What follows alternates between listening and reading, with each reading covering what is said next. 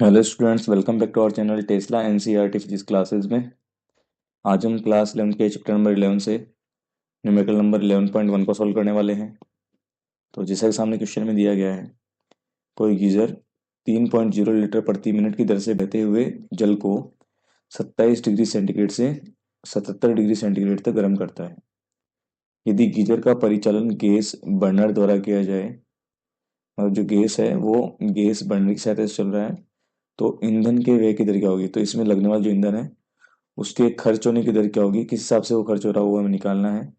और दिया गया है कि बर्नर के ईंधन की जो दहन ऊष्मा है, जो बर्नर में जो ईंधन काम में आ रहा है उसके जलने से जो ऊष्मा प्राप्त हो रही है वो हमें मिल रही है 4.0 इंटू 10 की पावर 4 जूल प्रति ग्राम। मतलब 1 ग्राम ईंधन के जलने से हमें 4.0 गुणा 10 की घात 4 जूल ऊष्मा प्राप्त हो रही है। ठीक है, केवल हमें जो भी डाटा दिया गया उसे हम जल्दी से लिख लेते हैं एक बार। तो देखिए, एक तो हमें दिया गया है कि जो जल के बहने की दर है, तो एक मिनट कितने टाइम में अपने प्रति मिनट दिया गया है, तो हम ये कह सकते हैं कि 1 मिनट में प्रवाहित जल का आयतन। अब ये पता कैसे लगा कि ये आयतन ही दिया गया है, देखो क्योंकि इसकी यूनिट जो है वो लीटर है, और लीटर किसकी यूनिट होती है, आयतन की। तो हमें दिया गया है जो 1 मिनट में जो जल बह रहा है उस गीजर से प्रवाहित हो रहा है, उसका जो हमें आयतन दिया गया है, आयतन को मान लीजिए कैपिटल वी है, ये हमें दिया गया है 3.0 लीटर। हम सोल्व करेंगे एमकेस पद्धति में, तो हम लीटर को मीटर क्यूब में कन्वर्ट कर लेते हैं, क्योंकि हम जानते हैं कि जो 1 लीटर होता है वो होता है 10 की पावर -3 मीटर क्यूब के तुल्य। तो यहाँ से जो वॉल्यूम वी का मान है वो जाएगा 3.0 गुणा 10 की घात -3 मीटर क्यूब। ठीक है, और लगने वाला जो टाइम है, समय है, समय हमें दिया गया है जो प्रवाहित होने का, वो हमें दिया गया है 1 मिनट, या एम के प्रति मीटर किलोग्राम सेकंड के हिसाब से हम इसको सेकंड में कन्वर्ट कर लेंगे। 1 मिनट में हम सभी जानते हैं कि 60 सेकंड होते हैं। ठीक है, ये हमने लिख लिया है। और जो ताप है, प्रारंभिक ताप, ये हमें दिया गया टी इनिशियल टी आई का मान दिया गया हमें 27 डिग्री सेंटीग्रेड। और जो फाइनल टेम्परेचर है, अंतिम ताप है, ये हमें दिया गया है टी फाइनल, ये दिया गया है हमें 77 77 डिग्री सेंटीग्रेड। तो हम अगर तापांतर की बात करें, तो तापांतर हो जाएगा दोनों का अंतर। तो फाइनल माइनस इनिशियल जो ताप हो जाएगा वो क्या हो जाएगा हमारे पास, 77 degree centigrade minus 27 degree centigrade. तो ये मान हो जाएगा हमारे पास 77 में से 77 में से 27 माइनस किया, ये हो जाएगा 0, और ये 50। ठीक है, तो ये हमारे पास 50 डिग्री सेंटीग्रेड। और हमें दिया गया है बर्नर के ईंधन की दहन ऊष्मा, बर्नर के ईंधन की दहन ऊष्मा, ये हमें दी गई है 4.0 गुणा 10 की घात 4 जूल प्रति ग्राम। ठीक है, ये डाटा हमें दिया गया है।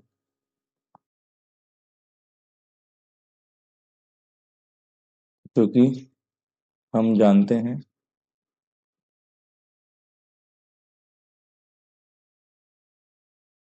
ताप 27 डिग्री सेंटीग्रेड से 77 डिग्री सेंटीग्रेड बढ़ाने के लिए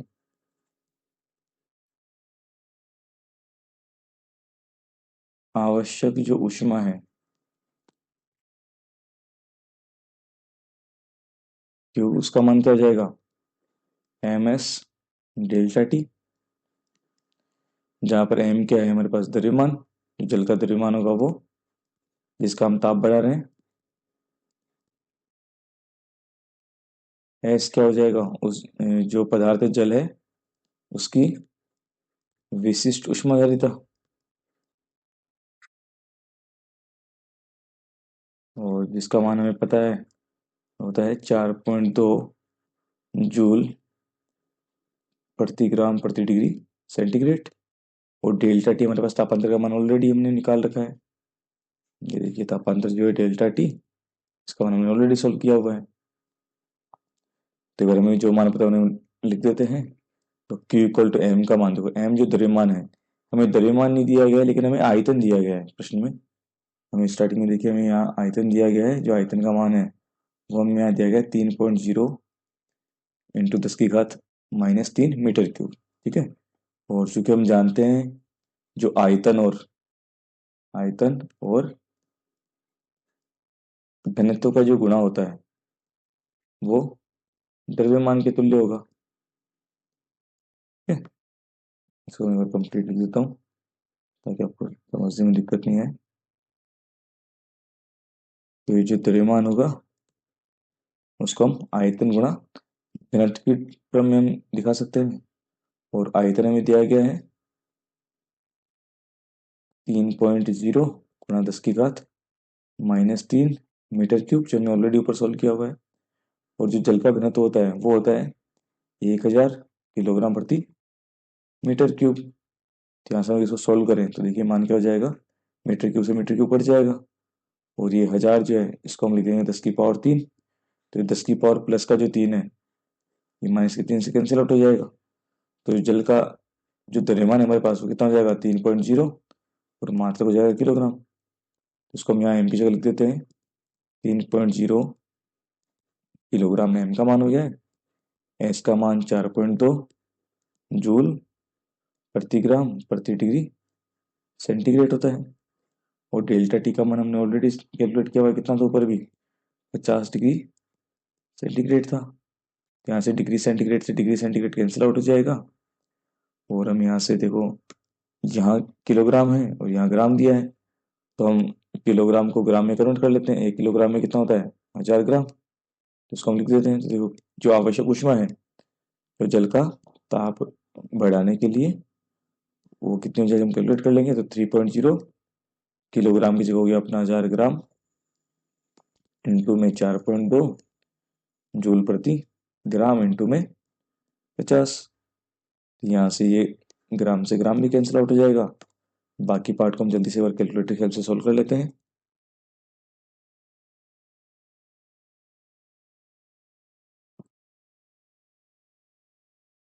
ऊपर मान है हमारे पास 3.0 मल्टीप्लाई में 1000 मल्टीप्लाई में 4.2 और मल्टीप्लाई 50। तो ये मान जो हमारे पास है वो है 6,30,000। 63 के आगे 4 जीरो तो हम लिखते थे इसको 63 के आगे 4 जीरो, 6,30,000 जूल। इतनी हमें ऊष्मा चाहिएगी ना, जो ईंधन जो काम में आ रहा है जिसका दहन हो रहा है उससे हमें इतनी ऊष्मा चाहिएगी। ठीक है, देखिए हमें दिया गया बर्नर के ईंधन की दहन ऊष्मा है वो इतनी है। तो यहाँ से हम द्रव्यमान निकाल लेते हैं। मान लीजिए जो द्रव्यमान जो ईंधन जल रहा है उसका द्रव्यमान मान लीजिए हमें, तो इसको लिख देते हैं माना व्यय ईंधन का द्रव्यमान, जो ईंधन जला है उस ईंधन का द्रव्यमान m है। ठीक है, और m हम ग्राम में मान लेते हैं, ये m ग्राम है, ईंधन जला है। ठीक है, तो चूंकि हमें दिया गया है कि जो ईंधन की व्यय है वो हमें जूल प्रति ग्राम में दिया गया है। 1 ग्राम से हमें, इसका मतलब क्या है जूल प्रति ग्राम, इसका मतलब है कि 1 ग्राम से इतनी ऊष्मा जो है हमें मिलती है। तो m ग्राम से कितनी मिलेगी, हम दोनों को मल्टीप्लाई कर देंगे। तो m द्रव्यमान के ईंधन के व्यय से प्राप्त ऊष्मा कितनी हो जाएगी, m गुणा जो कि हमें 1 ग्राम से प्राप्त हुई थी कितनी 4.0 इंटू 10⁴ जूल। ठीक है, या चाहे तो मात्रक लिख दो, m ग्राम है, यहाँ पे जो मात्रा था वो क्या था जूल प्रति ग्राम। ये मात्रक से मात्रक कैंसिल आउट हो जाएगा। तो हमारे पास जो ऊष्मा बचेगी वो कितनी हो जाएगी m गुणा 4.0 इंटू 10⁴ जूल।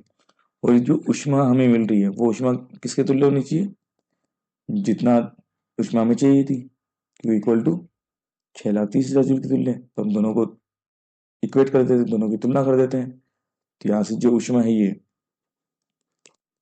4.0 इंटू 10⁴ जूल, ये बराबर नीचे 6,30,000 जूल के तुल्य। तो यहाँ से हम इसको कैंसिल आउट कर देंगे, ये कैंसिल आउट हो जाएगा। तो जो एम का मान है वो कितना आ जाएगा, इस 6,30,000 में भाग किसका लग जाएगा, 4.0 इंटू 10⁴ का। 10⁴ को हम एक के आगे 4 जीरो लिख सकते हैं। यहाँ से ये 4 जीरो से 4 जीरो कैंसिल आउट हो जाएंगे। तो जो मान बचेगा हमारे पास एम का, तो एम का मान क्या हो जाएगा, 63 में 4 का भाग देंगे तो 4 एकम 4, इधर लिख देते हैं अलग से ताकि समझने में दिक्कत नहीं आए।